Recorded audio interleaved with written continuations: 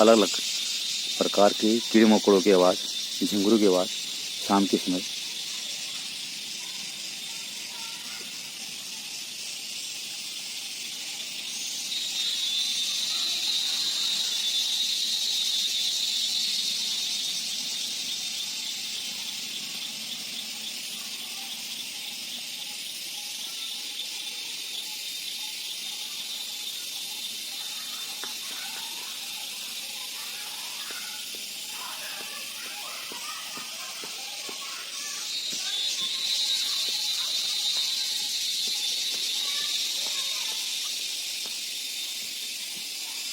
अमूमन इस आवाज़ से जो कीड़े हैं वो अपने मीटिंग पार्टनर को बुलाते हैं।